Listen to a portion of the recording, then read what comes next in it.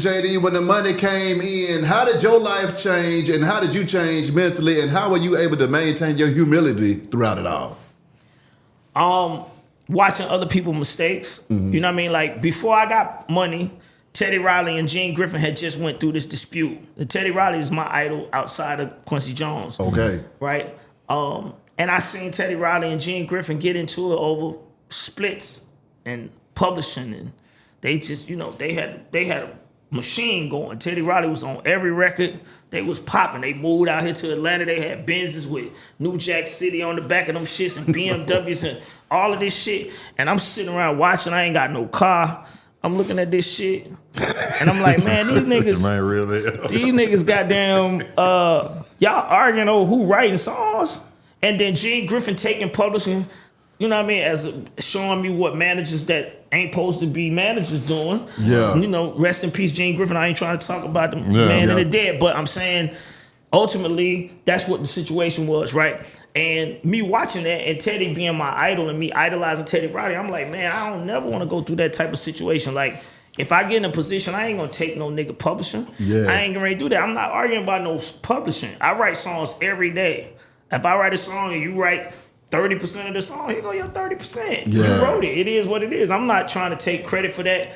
That's why niggas ain't never seen me in that type of situation. Cause I'll bow out. Like, dog, if you want to start arguing about a song, I'm not doing that. We're not doing that because I ain't in it for that anyway. This song might not even pop off. Because that's another thing. Niggas be arguing about publishing before the song's success. Right. You know what I mean? Like, if your song don't work, you ain't getting no publishing money anyway. Come on, man. So why we arguing about some fuck that shit? You know what I'm saying? So, but like I said, seeing other people's mistakes definitely put me on the track. And having money and not understanding what getting money is two different things. Like I went and tried to buy this Ferrari one day, and I've tried to write a check for it, and the nigga at the store say, you gotta come back with a cashier's check. And I'm like, nigga, what the fuck you talking about? A cashier check? I just wrote you a check. Yeah. Nigga was like, nah, we ain't taking that. You gotta go get a cashier's check. And like, just shit like that. You just instant. Just shit that you ain't used to. Mm-hmm. You think shit be one way and it ain't. You know what I'm saying? Just a bunch of things. A lot of things change, but you as a person, when you get money, you should change. I know niggas be trying to be like, I ain't changed. I didn't change either. I stayed in Old National. I lived on Old National for as long as I could. Yeah. You ain't got to change your surroundings, but you got to change your mentality 100%. Because, like I said, the 20, 35 years that I've been doing this, it could be wiped out in 5 minutes. Wow.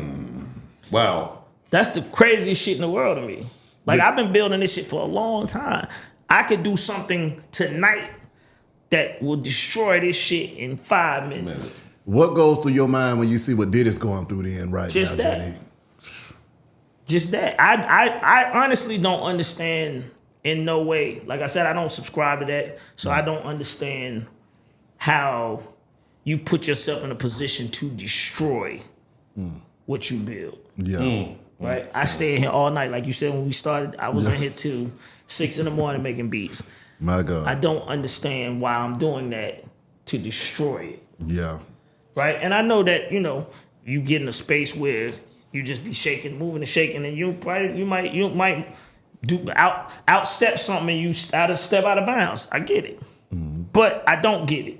Because if it's something that you wanted your whole life. Yeah. Right? If it's something, and it ain't got to be your whole life. If it's something you wanted your half life. Right. Right? I had to tell my mom this one day. Me and my mom had got into an argument, and I was like letting her know, like, Mom, do you realize, like, and I'm not trying to stun on my mom. Yeah. I'm just trying to say to her, like, listen, you do realize I stopped you from working. You haven't had a job where you have to get up and go nowhere in 45 years.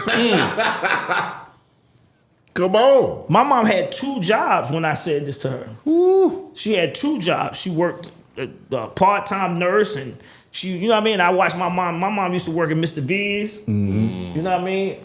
and all these little nightclubs, waitresses, and all this shit. And it's like, God gave me a gift and to do something that I felt like needed to be done, and that was to let my mom rest, just That's live right. life, just chill out. You ain't got to worry about nothing. Just cool out and go on about your business. And I had to remind her. I felt crazy by doing it, but I'm saying that sometimes you gotta make people realize this shit is not guaranteed, and this shit is not easy, right? And niggas be handling this shit like it's guaranteed and it's easy.